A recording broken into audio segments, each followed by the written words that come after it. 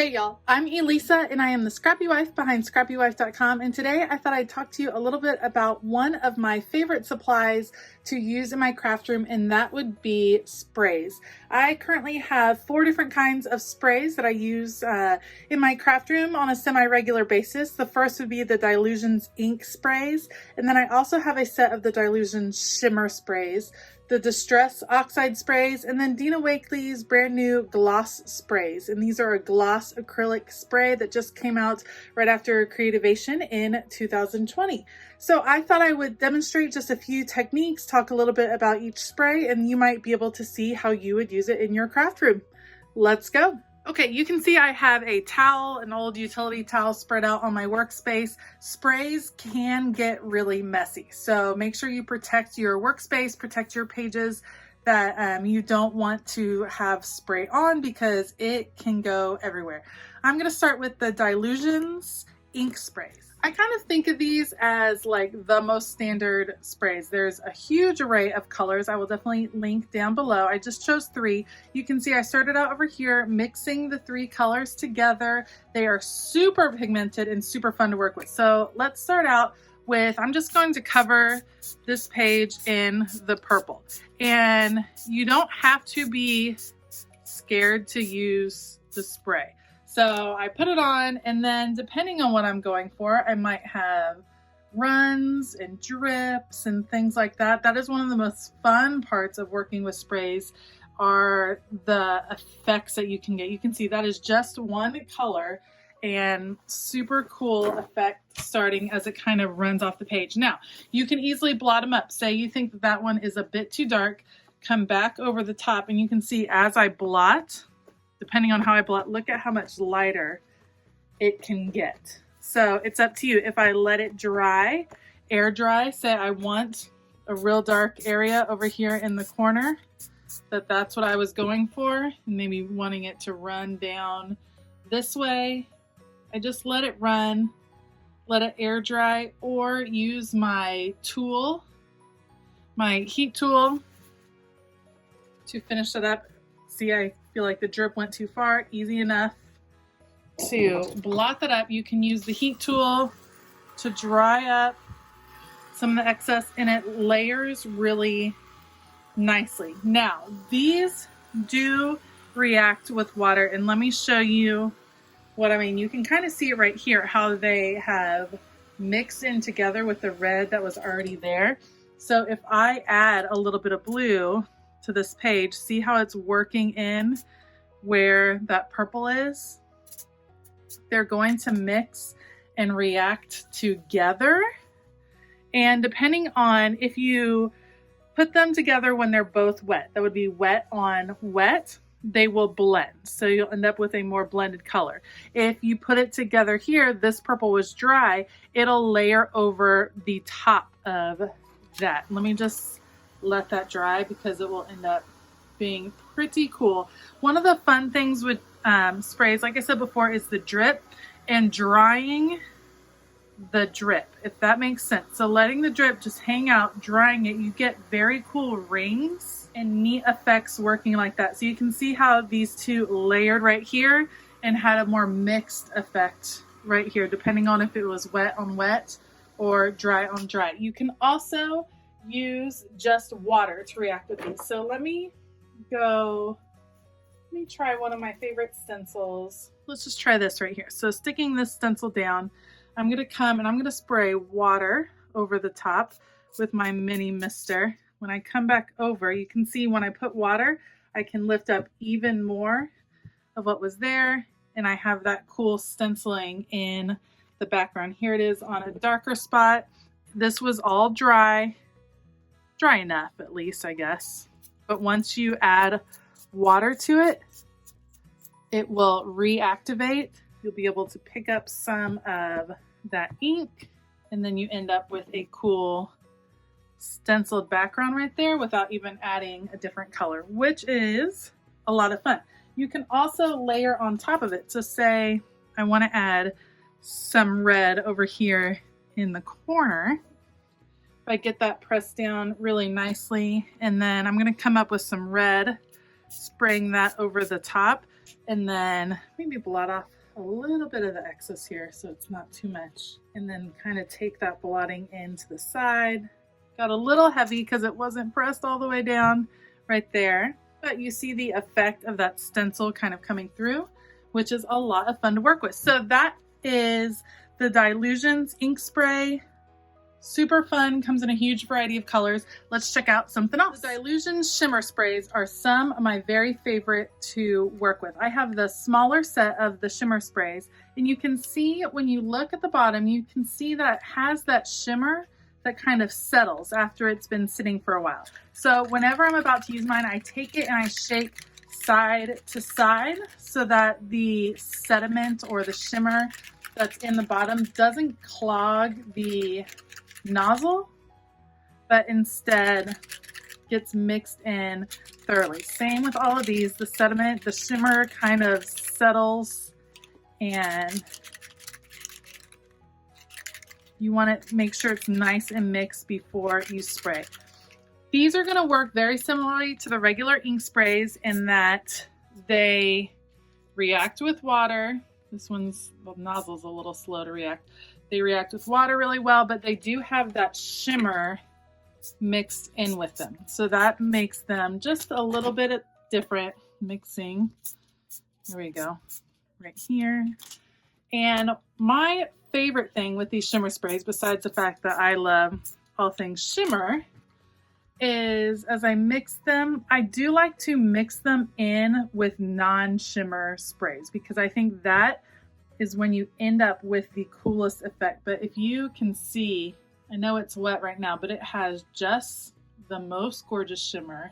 And I love watching them mix, and look how pretty those colors mixed in really nicely right there. I'm gonna add a little bit more blue, but I'll show you what I mean as I get into the distress, what a cool effect it is. And you can just see it, the shimmer running down the page, which is just so fun. These will blot up just like the other ink sprays did. So if things get a little bit intense, actually I might do with my blotting, instead of just doing regular blotting.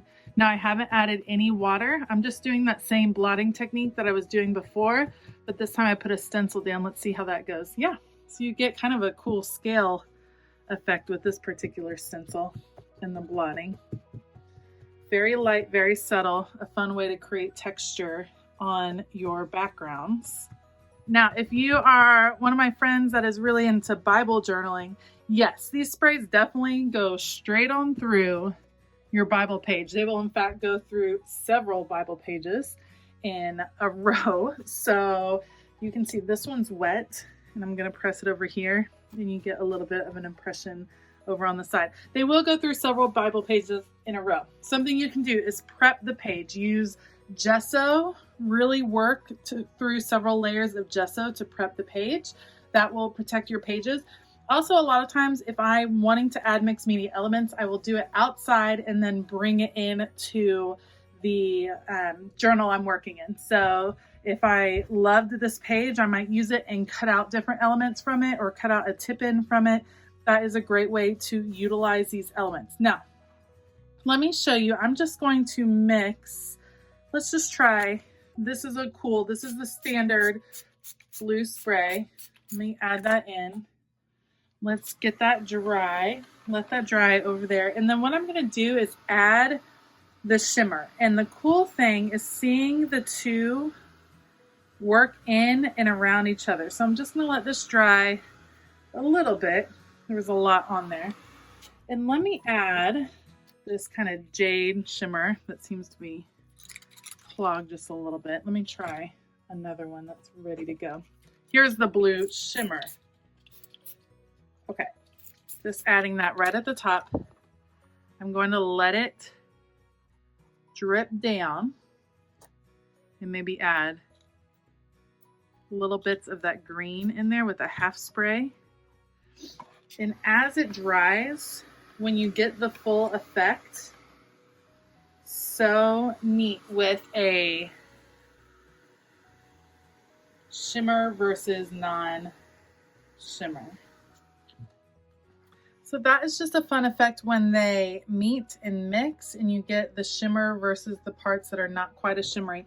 Let me show you again that other technique I did kind of on the fly. When you half press a spray and it only gives you droplets, that is a fun technique to try instead of the full coverage, because then you get those neat droplets and a cool effect right there.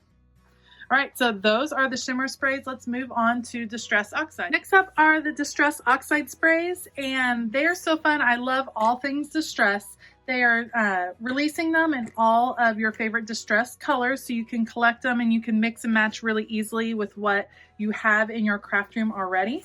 But they work much like any other distress product. So let's just add this right here. Get a really nice seal. I always like to use Pixie spray. Let me just show you that right here. Pixie spray works really well on stencils to kind of seal up the edges, gives you a better impression. And let's just start with a little bit of Blueprint Sketch. We'll come around the side with the Picked Raspberry, one of my favorites, right here.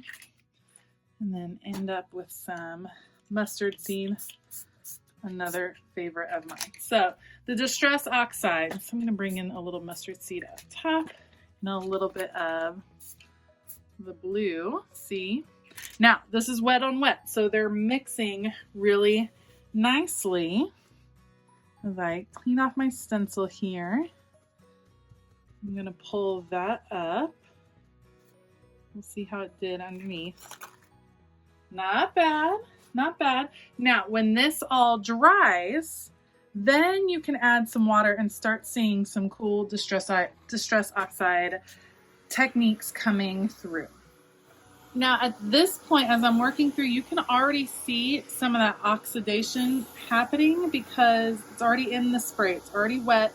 It's going to start happening right away. You get that very cool chalky effect without it actually being chalky right there, and that is a lot of fun. Then you can come back and add more water, and what I like to do in something like this, soften the edges with water as they come through, and then that's going to oxidize and soften that edge where that stencil was even more. And I could spray the whole thing down, have my stencil kind of in there, not as bright white, but still in there. In fact, let's go ahead and try it and see what happens. We have the stenciled image here.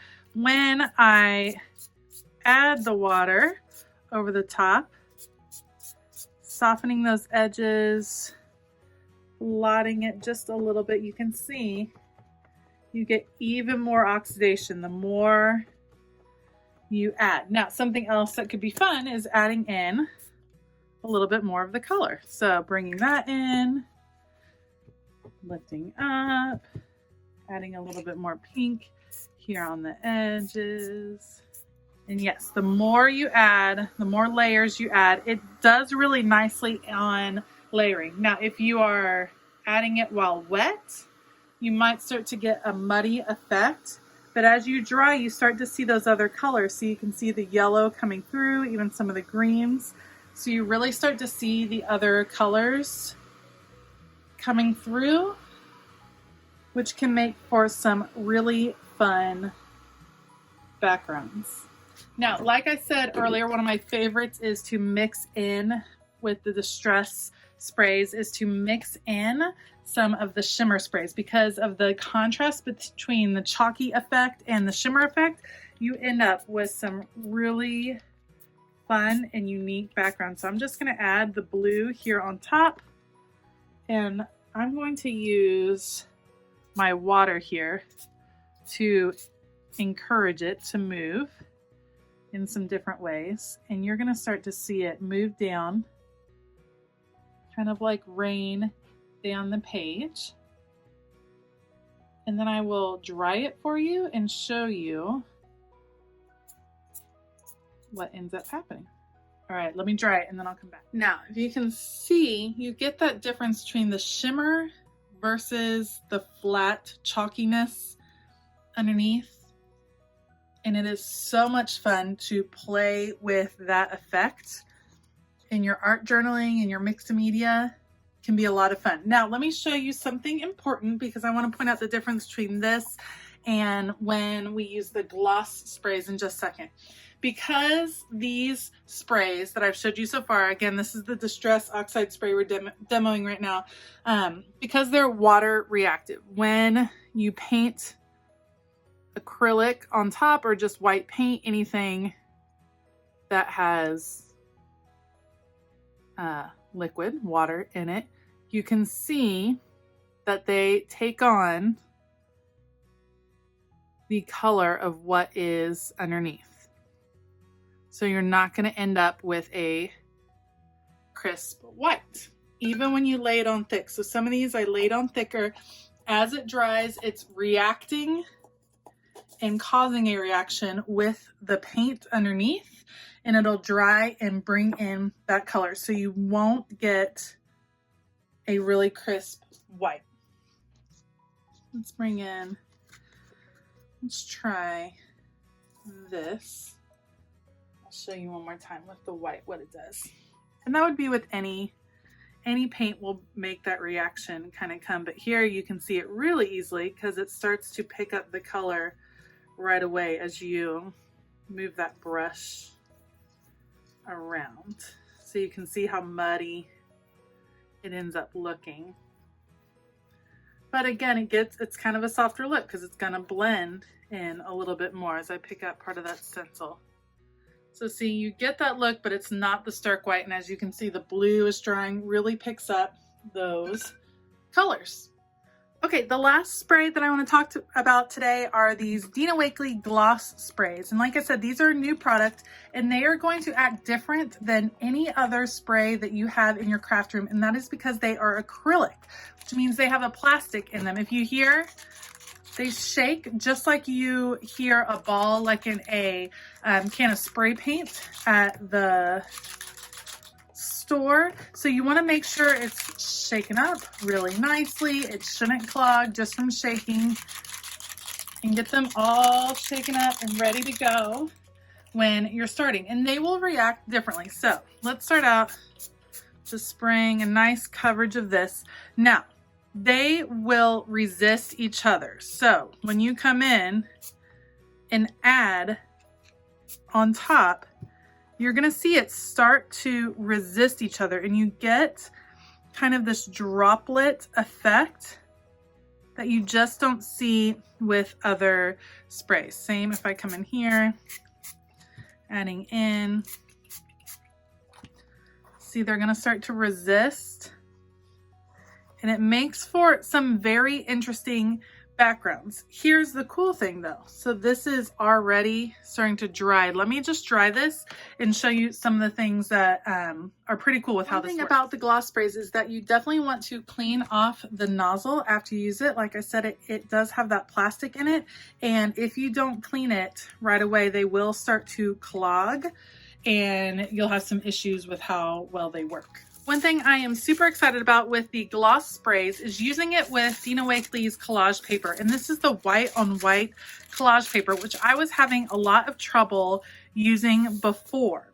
But Dena says that these work fantastic with these collage papers. So let's give it a try. Letting these go at it, mixing in. So what happens is the white that's in there ends up serving as a resist. You can see now that it's almost completely dry, but those church windows resisted in the background. So you end up with a very neat tissue paper that you can easily tear apart, cut up, and use in a Bible journal, in mixed media, in anything.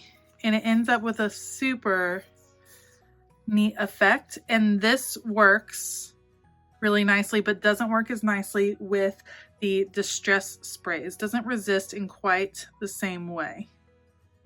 super fun to work with. So there is just a quick rundown of the sprays that I use in my craft room.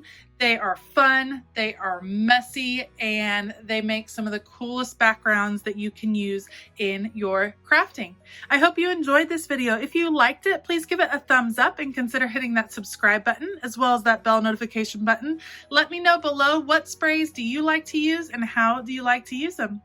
I hope you have a fabulous day, and as always, keep it creative.